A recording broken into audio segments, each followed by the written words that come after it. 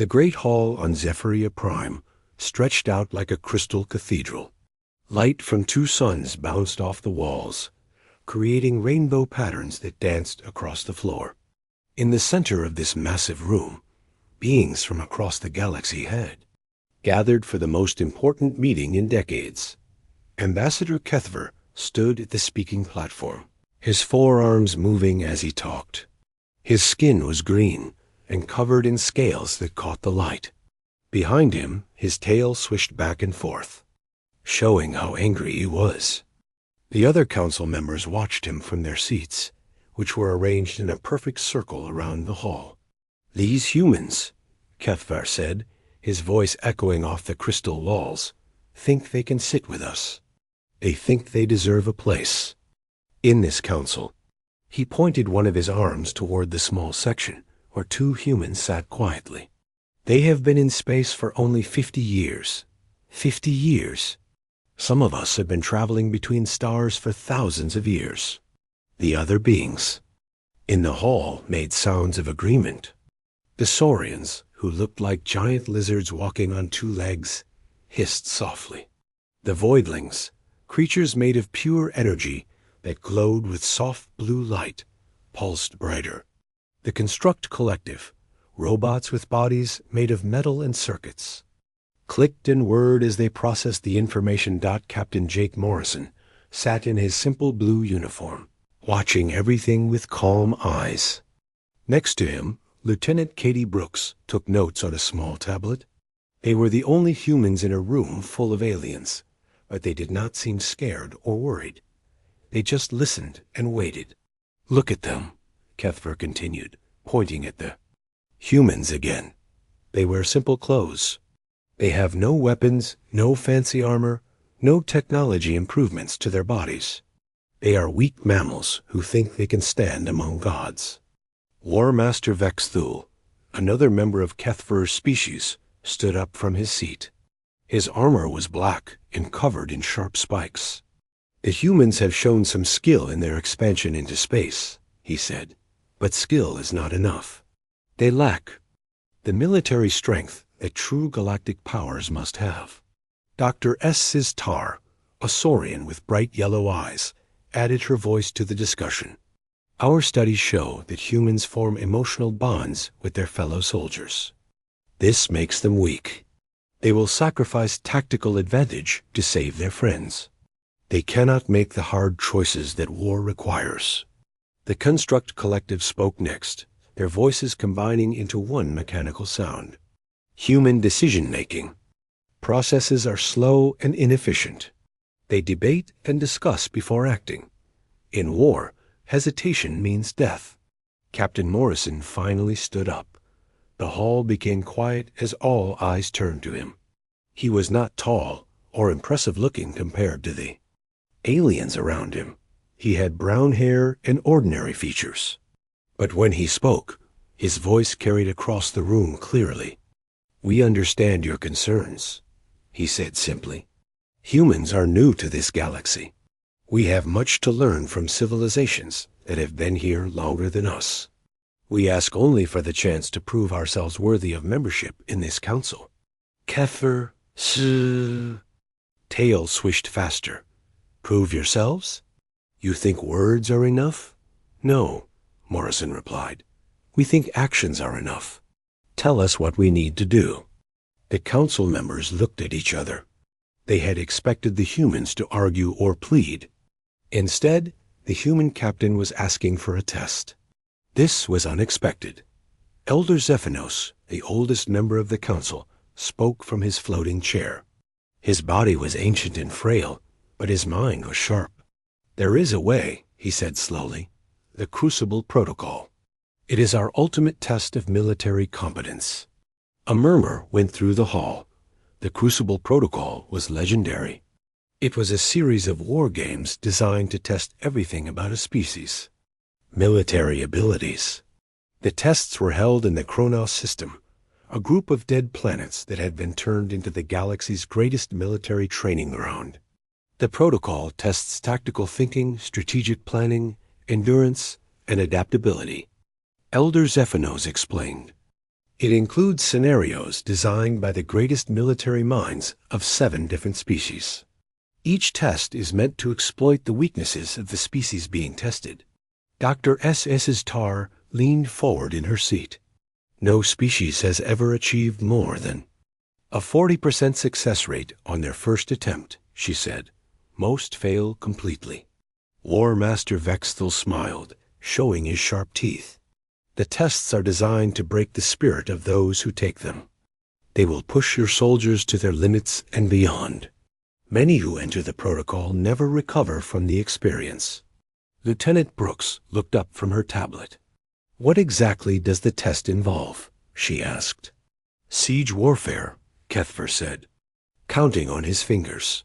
Urban combat, psychological warfare, multi-front operations, resource management under extreme conditions, command structure stress testing, and scenarios we have not yet revealed.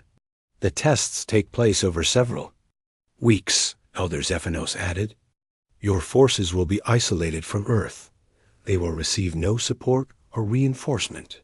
They must succeed with only what they bring to the Kronos system. Captain Morrison nodded. We accept. The hall erupted in surprised sounds. The aliens had not expected such a quick answer. They had thought the humans would want time to consider, or would try to negotiate easier terms. You do not understand, Kethver said, his voice rising. This is not a simple training exercise. The protocol is designed to crush those who attempt it. It will show your species that you are not ready for the responsibilities of galactic citizenship.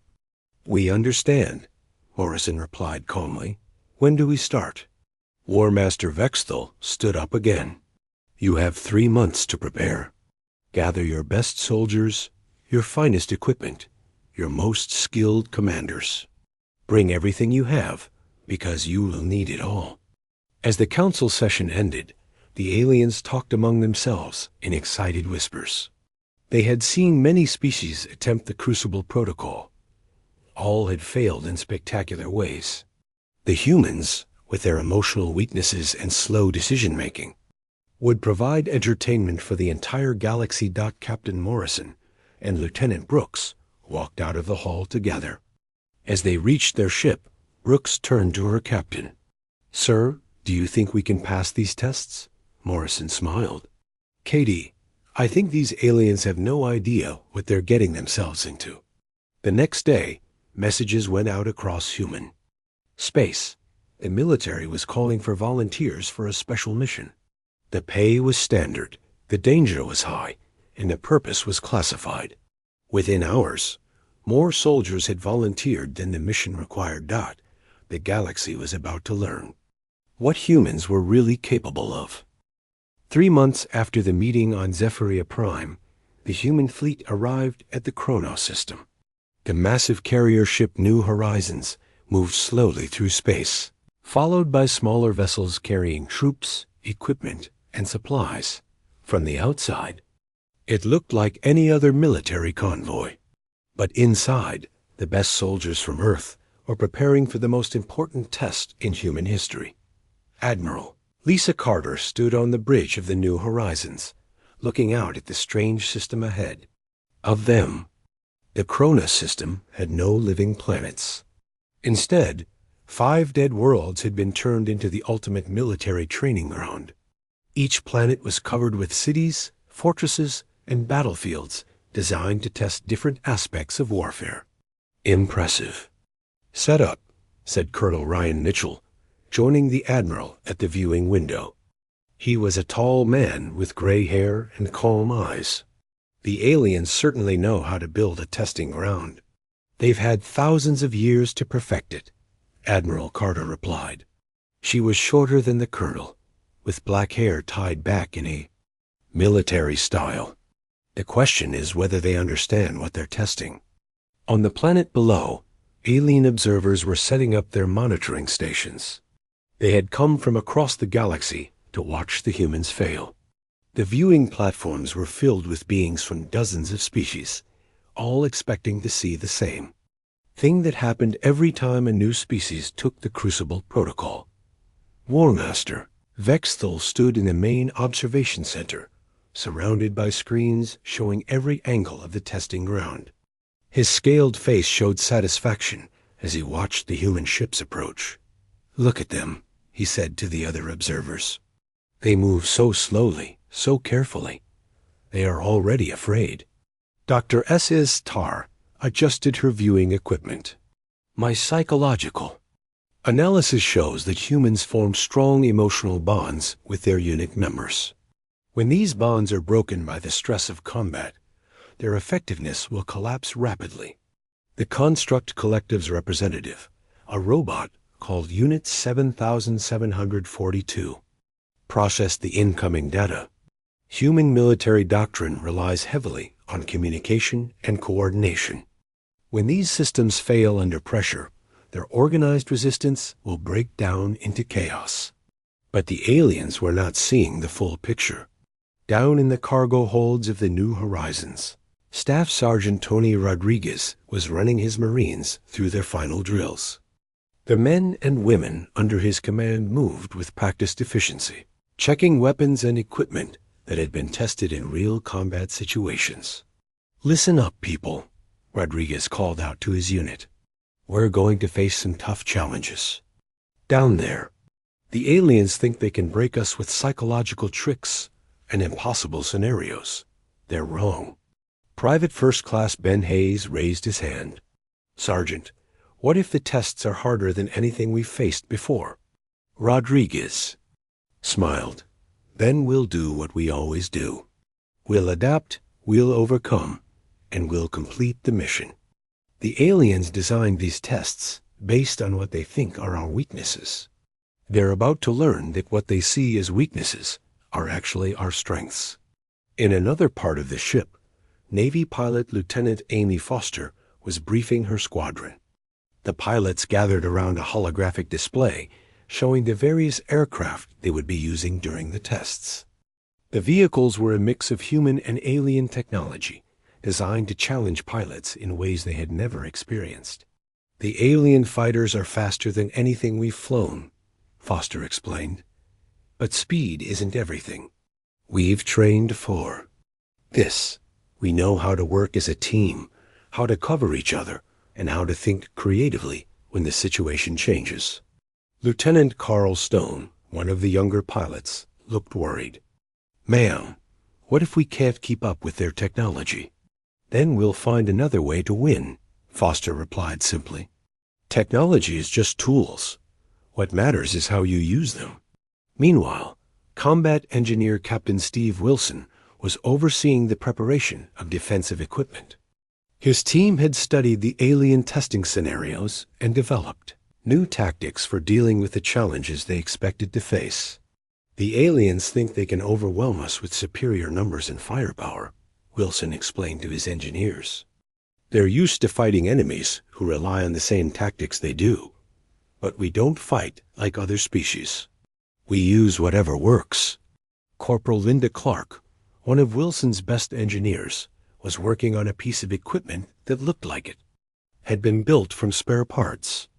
"Captain, this defensive system wasn't in any of the manuals." "Are you sure it will work?"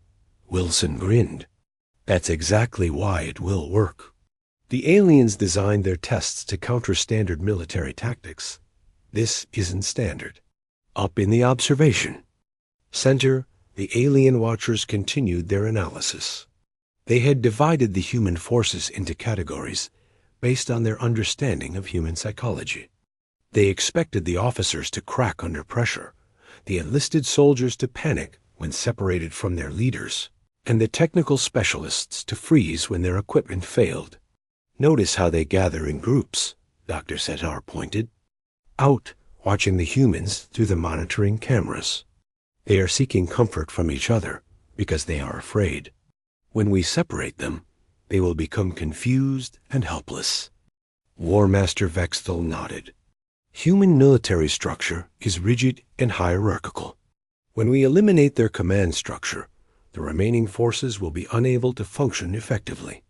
Unit 7742 added its mechanical voice to the discussion.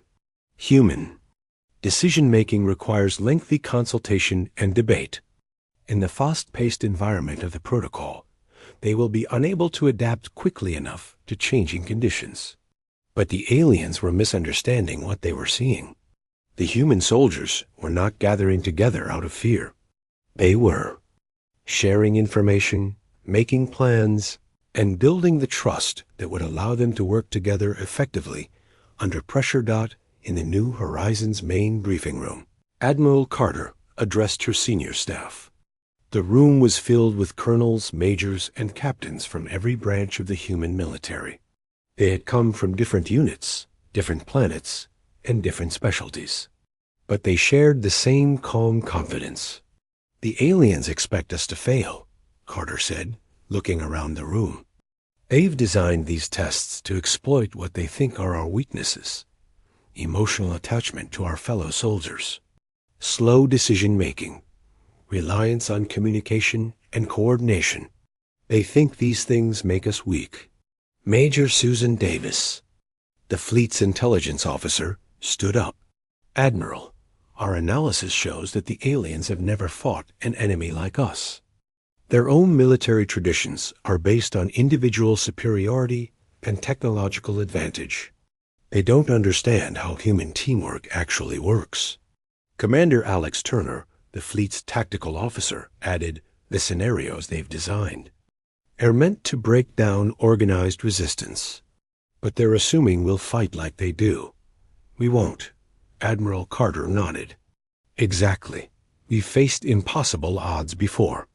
We've fought with broken equipment, limited supplies, and no support. We've won battles that should have been losses. Not because we're stronger or smarter than our enemies, but because we don't give up." As the meeting ended, the human officers returned to their units. The aliens watching from above saw this as a sign of human weakness, the need for constant meetings and discussions.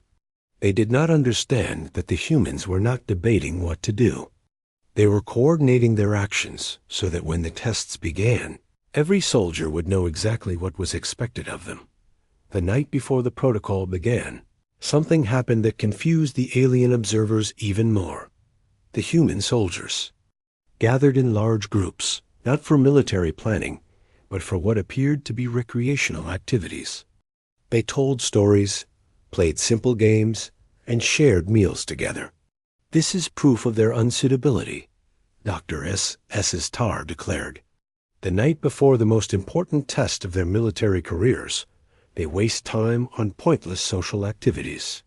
War Master Vexthol agreed. They are not taking this seriously. They think the protocol is some kind of game. But the humans were not wasting time. They were doing what they had always done before difficult missions, building the bonds that would hold them together when everything else fell apart. They were reminding themselves why they fought and who they fought for. As the first day of testing approached, the aliens settled in to watch what they expected to be a slow, predictable defeat. They had seen it many times before. The humans would start strong, then gradually break down under pressure until they finally collapsed in exhaustion and despair. They were about to learn that humans were nothing like the SC species they had tested before. The first day of the Crucible Protocol began at dawn on the testing planet. The humans had been transported to a massive fortress complex that looked like something from ancient Earth history, but built with alien technology.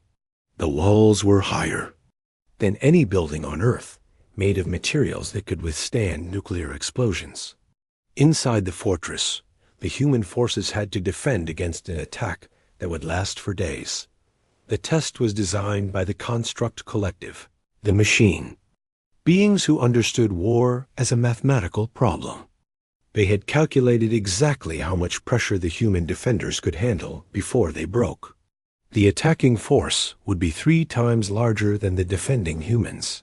The fortress would lose power, communications, and water supplies at predetermined times. Equipment would fail according to a schedule designed to maximize stress and confusion. War Master Vexthol sat in the observation center, watching the screens that showed every part of Fortress. "This first test has broken many species," he said to the other alien observers. "A combination of overwhelming force and systematic failures usually causes complete collapse within the first day." Dr. S.S.S. Tar nodded, her yellow eyes focused on the psychological monitoring equipment. "Notice how the human commander is calling all his officers together for a meeting. Already they are showing signs of panic and confusion." But inside the fortress, Colonel Ryan Mitchell was not panicking. He stood in the command center with his senior officers, looking at the tactical displays that showed the approaching enemy forces. The screens showed thousands of robotic attackers moving toward the fortress walls in perfect formation. "All right, people," Mitchell said calmly. "We all know what's coming. The aliens expect us to fight this like a traditional siege. They want us to sit behind these walls and wait for them to overwhelm us. That's not what we're going to do." Major Susan Davis checked her tablet. "Sir, the intelligence reports say the power grid will fail in approximately 4 hours. Communications will go down 6 hours after that.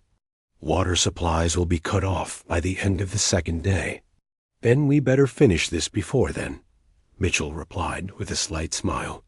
"Steve, what's the status on your preparations?" Captain Steve Wilson looked up from his engineering station.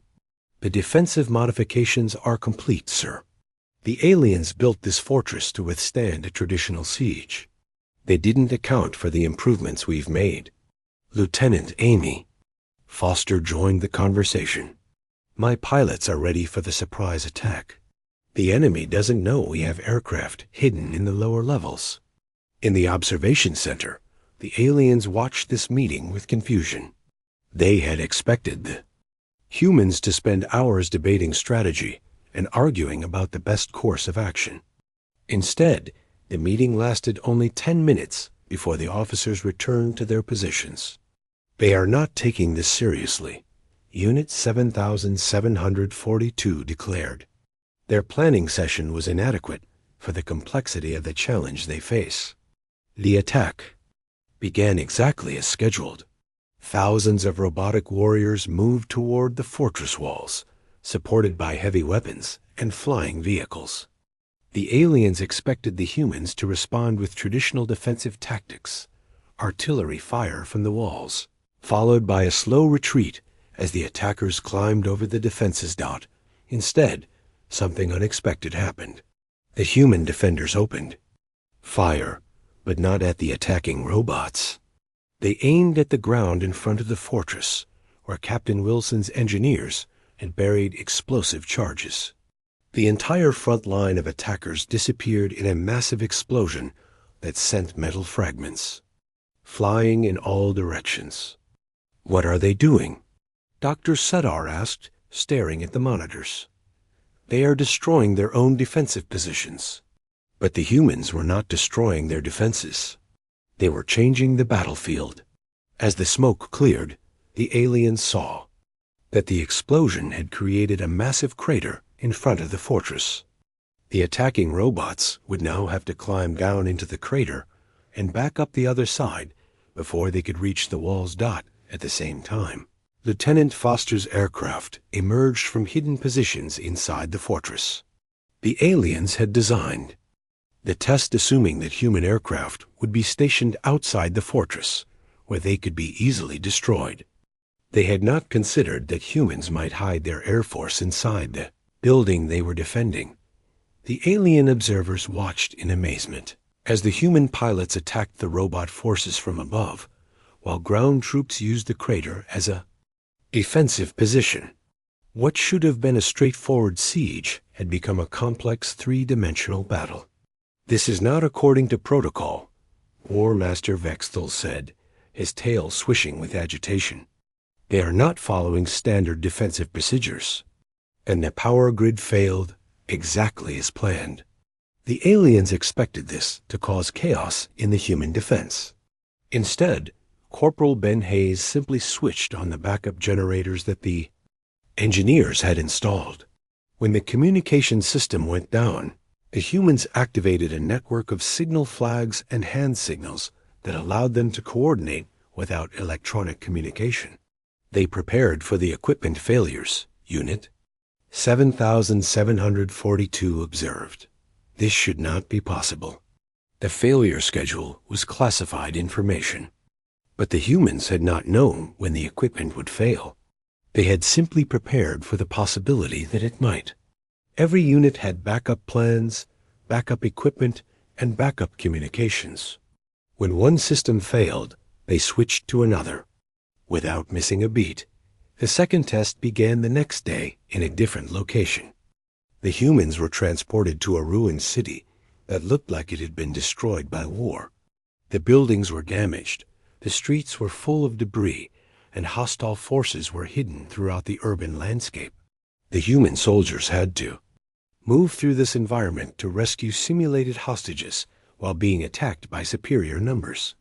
This test was designed by the Zenthari Empire, and it was meant to exploit human emotional responses.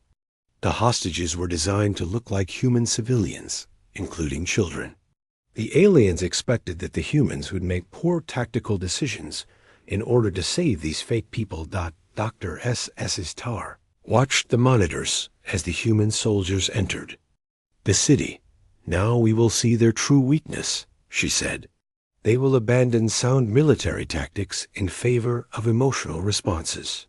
Staff Sergeant Tony Rodriguez led his Marines into the urban combat zone. The city was a nightmare of twisted metal and broken concrete. Sniper fire came from windows. Explosions echoed through the streets, and the cries of the fake hostages could be heard from buildings throughout the area. "Listen up, Marines," Rodriguez said into his radio. "We all know what this is about. The aliens want us to charge in and get ourselves killed, trying to save people who aren't real. That's not what we're going to do." Private First Class Ben Hayes crouched behind a destroyed car, scanning the buildings ahead. "What's the plan, Sergeant?" "We do this right," Rodriguez replied. "We secure the area, we neutralize the threats, and then we save the hostages. Dead heroes don't save anybody." The Marines moved through the city in small teams, using tactics they had learned in real urban combat. They checked every corner, cleared every building, and covered each other's movements. When they encountered enemy forces, they dealt with them quickly and efficiently before moving on. The aliens watched in confusion as the humans ignored the cries of the fake hostages and focused on eliminating the threats. They had expected emotional decision-making, but instead they saw cold military professionalism. "They are not responding to the psychological triggers," Dr. Sadar reported. "They appeared to be treating the hostages as secondary objectives. But the humans were not ignoring the hostages. They were saving them in the most effective way possible. By clearing the area of threats first, they assured that the rescue operation would be successful." When Private Kevin Torres found himself cut off from his unit, he did not panic or call for help. He simply found an alternative route through the sewers and continued toward his objective. Within 6 hours, the human forces had rescued all the hostages and eliminated all the threats. The aliens had expected this test to take days and result in heavy casualties. Instead, the humans had completed it with no losses and minimal ammunition expenditure. They treat impossible situations as routine problems. Unit 7742 observed. "This does not match any psychological profile in our databases." War Master Vexthul studied the data from both tests. "They are not fighting like any species we have encountered before. They adapt to changing conditions without losing effectiveness. They prepare for problems before they occur. And they work together in ways that seem to require no communication." The alien observers realized that they had misunderstood something fundamental about human nature. The characteristics they had identified as weaknesses were actually strengths. Be emotional. Bonds between human soldiers made them more effective, not less. Their democratic decision-making allowed them to adapt quickly to new situations. Their tendency to prepare for the worst made them ready for anything. As the human forces prepared for the next phase of testing, the aliens began to understand that they were not watching a species struggle with an impossible challenge. They were watching a species that specialized in making the impossible look easy. The real test, they realized, was not whether the humans could pass the protocol.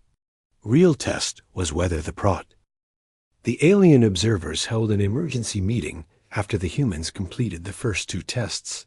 The results were not what they had expected.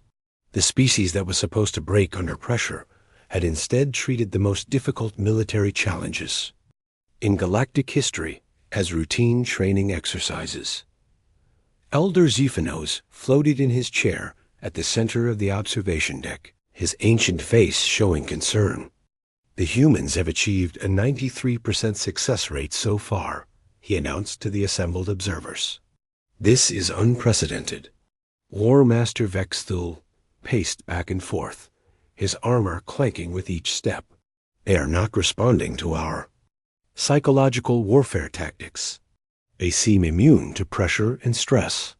Dr. Sitar checked her instruments again, hoping to find some sign of human weakness. Their unit cohesion has actually increased since the testing began. This contradicts everything we know about combat psychology. The Construct Collective's representative, Unit 7742, processed the data from both tests. Request permission to activate advanced protocols. Current testing parameters appear insufficient to challenge human capabilities. Elder Xephanos considered this request carefully. The advanced protocols had never been used before. They were designed for species that had already proven themselves in the standard tests. To use them on a species taking the protocol for the first time was almost unthinkable. Granted, he said finally. Activate the psychological isolation chambers. The third test was unlike anything that had been tried before. Individual human soldiers were placed in separate environments designed to break their minds. Each chamber was a maze of corridors and rooms that changed constantly. The walls moved, the lights flickered, and frightening images appeared without. Warning! Strange sounds echoed through the chambers, and the temperature changed randomly from freezing cold to burning heat. The test was designed by the Voidlings, beings of pure energy who understood fear and despair better than any physical creature. They had created a nightmare world where nothing was real and everything was threatening. The goal was to drive the human soldiers insane with isolation and terror. This will break them, declared the Voidling representative, a creature of shifting blue light. No species can maintain sanity in complete isolation while facing constant psychological attack. Private Greg Thompson found himself alone in one of these chambers. The walls around him were covered in strange symbols that hurt to look at. The floor felt like it was moving under his feet, and whispers and languages he did not understand filled the air. Every few minutes, the entire chamber would shake violently, and the walls would shift into new configurations. In the observation center, the aliens watched Thompson's psychological readings on their monitors. They expected to see panic, confusion, and eventually complete mental breakdown. Instead, they saw something that made no sense to them. Thompson was whistling. What is he doing? Dr. Tar asked, staring at the monitors in disbelief. Screen. Thompson pulled out a piece of paper and began drawing a map of the chamber. Every time the walls moved, he updated his map. When frightening images appeared, he looked at them calmly and made notes. When the whispers tried to confuse him, he started whistling louder. Well, that's new, Thompson said aloud as a monster, with 6 arms materialized in front of him. He walked around the creature, studying it from different angles. Interesting design. Good attention to detail. The monster was supposed to terrify him. Instead, Thompson seemed to be treating it like an art project. He continued mapping the chamber, ignoring the psychological attacks completely. Throughout the testing facility, the same pattern repeated. Human soldiers trapped in the isolation chambers were not breaking down. They were solving puzzles. They treated the constantly changing environments as problems to be figured out. They responded to terrifying illusions with curiosity rather than fear. Corporal Linda Clark, trapped in a chamber filled with images of her worst fears, began talking to herself. Okay, so the ceiling monsters appear every 7 minutes. The floor spikes come up every 12 minutes. The screaming voices start every 15 minutes. I can work with this. She began timing the psychological attacks, looking for patterns. That would help her navigate the chamber more effectively. When fake versions of her dead family members appeared to torment her, she nodded politely to them and continued her work. "Hello, Mom," she said to one of the illusions. "Sorry, I can't chat right now. I'm kind of busy." The aliens could not understand what they were seeing. The psychological isolation chambers were their most advanced form of mental warfare. They had been designed to break the minds of beings far more advanced than humans. Yet the humans were treating them like interesting puzzles to solve. They show no signs of psychological distress, the Voidling representative reported. They appear to be adapting to the environment instead of being overwhelmed by it. Unit 7742 analyzed the data from all the chambers. Human soldiers are displaying problem-solving behavior in response to psychological attack. This is not a documented response pattern. The fourth test was activated immediately. The aliens could not wait to see if the humans would eventually break in the isolation chambers. They needed to find something that would challenge these impossible creatures. The fourth test was designed by the Saurian Empire, and it was the most complex military scenario ever created. The humans were placed in command of forces spread across multiple planets, fighting a war that changed constantly. New enemies appeared without warning. Objectives shifted every few hours, and the rules of engagement were modified in the middle of battles. Colonel Ryan Mitchell stood in the new command center, looking at displays that showed military actions on 5 different worlds. Each planet had different gravity, different weather, and different types of enemy forces. The human commanders had to coordinate attacks, manage supplies, and adapt to changing conditions while fighting multiple wars at the same time. This is designed to overload human decision-making capabilities, Dr. S.S.A. Starr explained to the other observers. No species can effectively manage this level of complexity. But the humans were not trying to manage the complexity. They were simplifying it.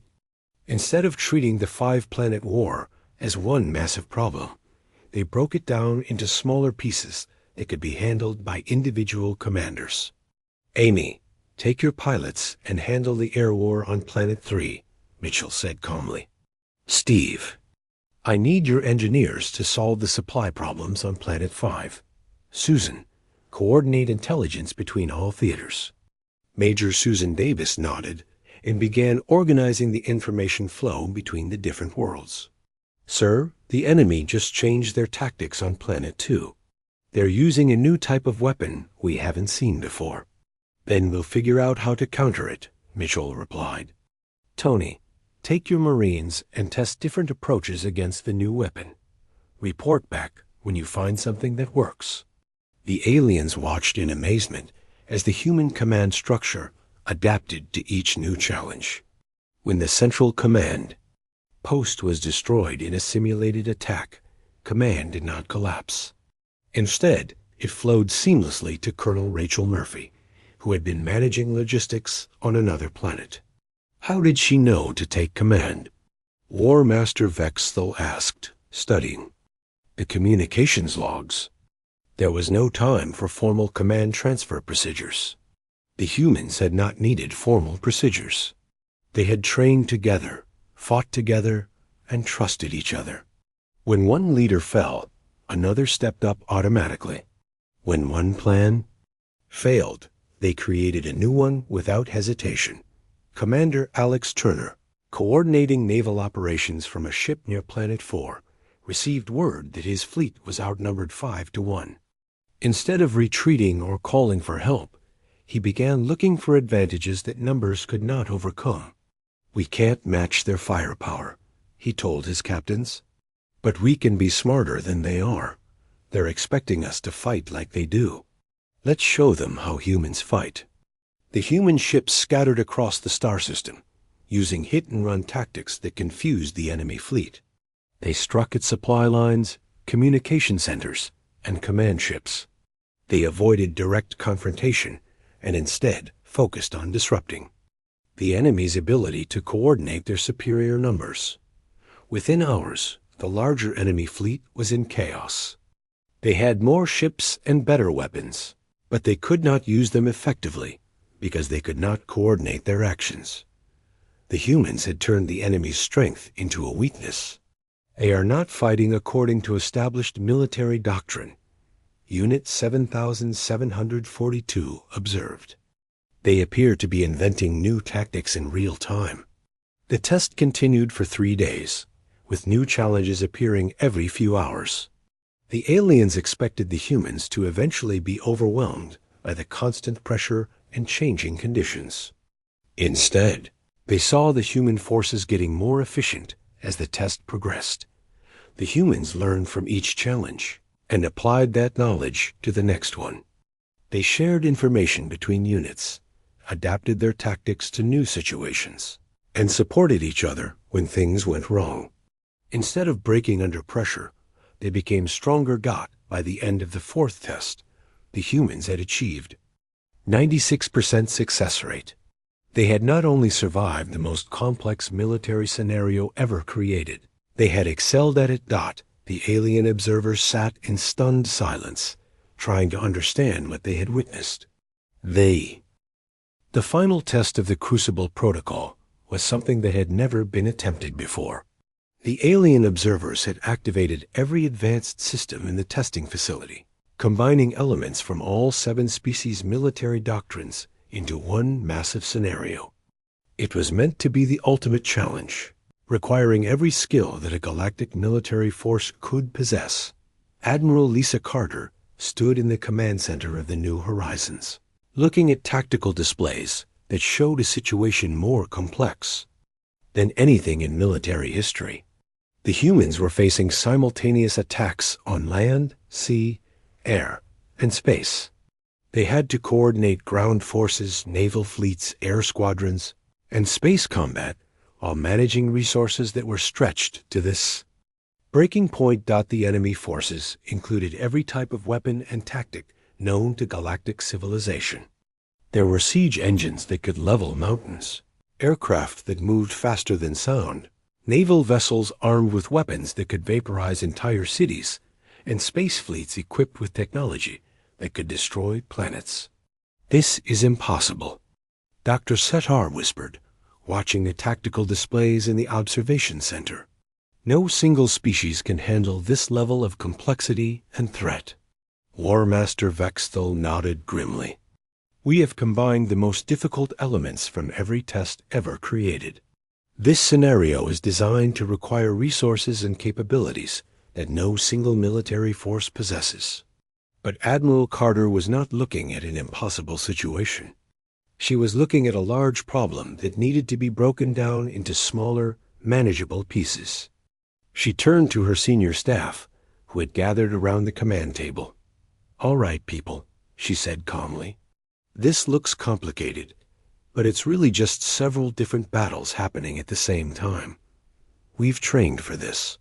Ryan, take overall ground command. Alex, you have naval operations. Amy, coordinate all air units. I'll handle space combat and overall strategy." Colonel Ryan Mitchell studied the ground combat displays. Enemy forces were attacking human positions on 12 different continents across 3 planets. Each attack was using different tactics and weapons, requiring completely different defensive responses. "Steve, I need your engineers to set up mobile defensive positions," Mitchell said to Captain Steve Wilson. "Tony, split your Marines into..." Rapid response teams.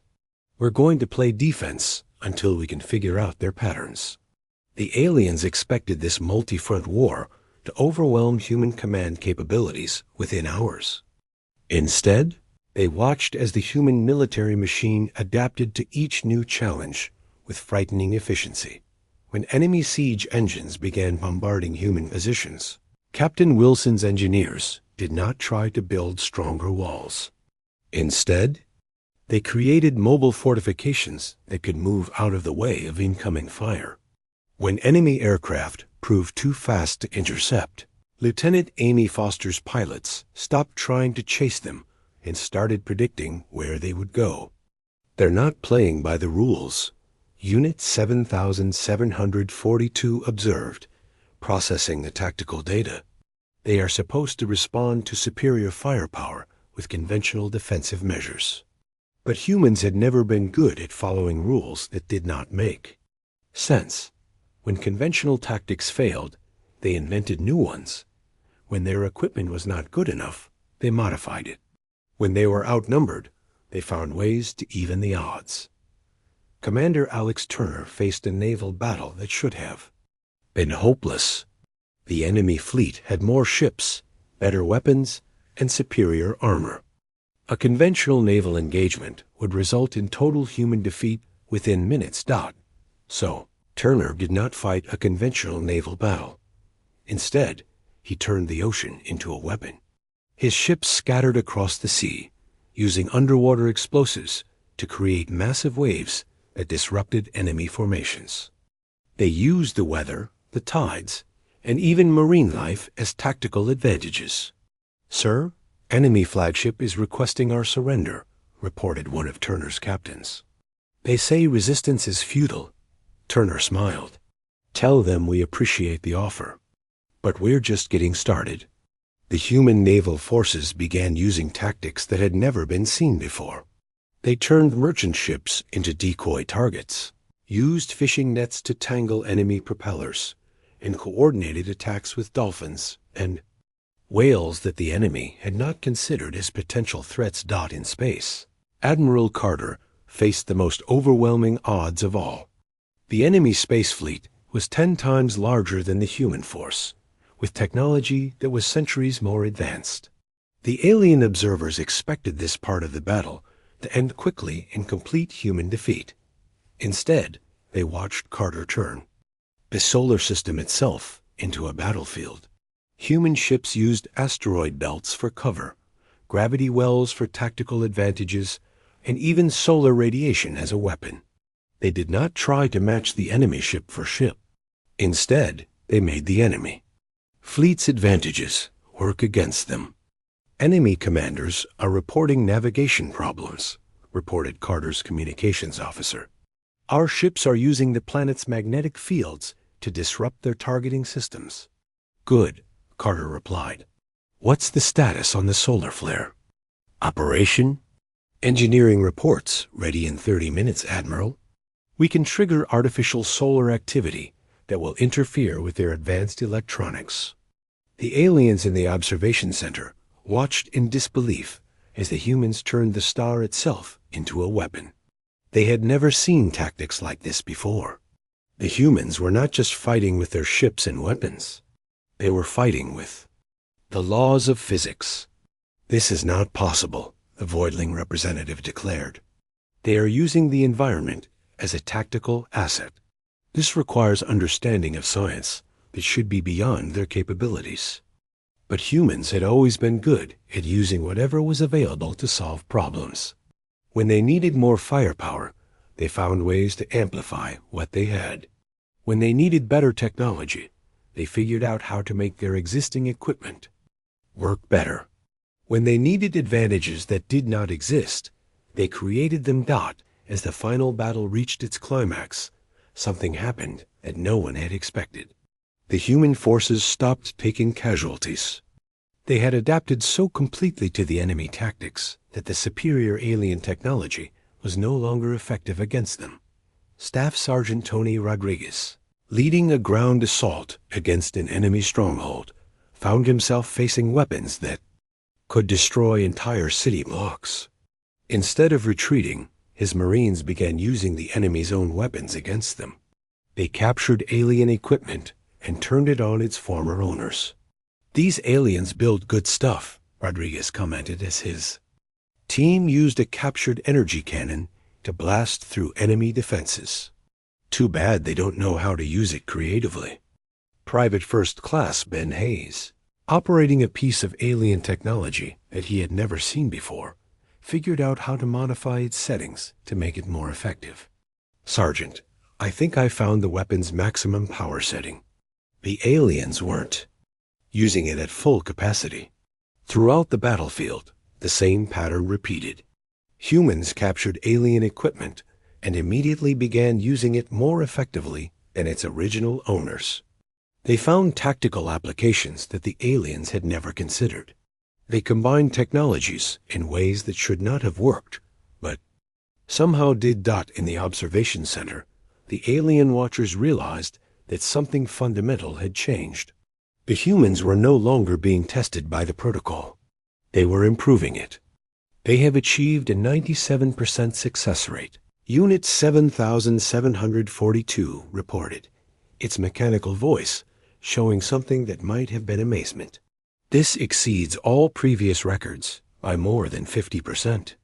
Elder Xephanos floated forward. In his chair, studying the tactical displays with ancient eyes that had seen the rise and fall of civilizations. "They are not struggling with our ultimate test," he said quietly.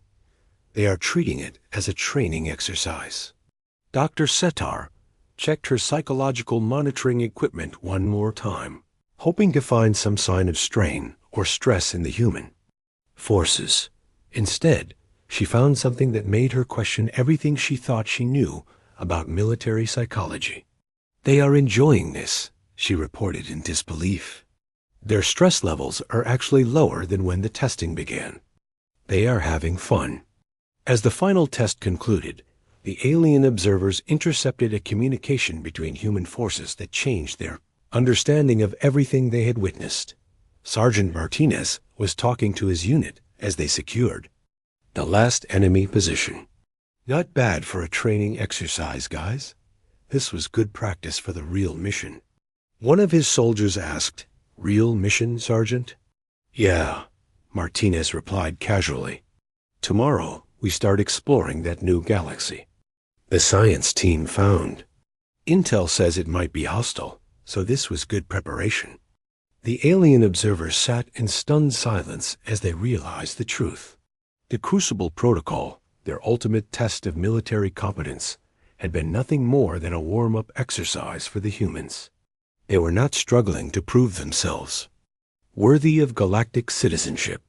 They were preparing for challenges that made galactic warfare look simple. War Master Vextil studied the final reports, his scaled hands shaking slightly. "They treat our greatest military challenges as routine training. What kind of enemies do they expect to face that would require this level of preparation?" The answer came from Admiral Carter herself in a message to Earth Command that the aliens intercepted. Protocol completed successfully. Crew performed well under simulated combat conditions. Ready to proceed with Exter.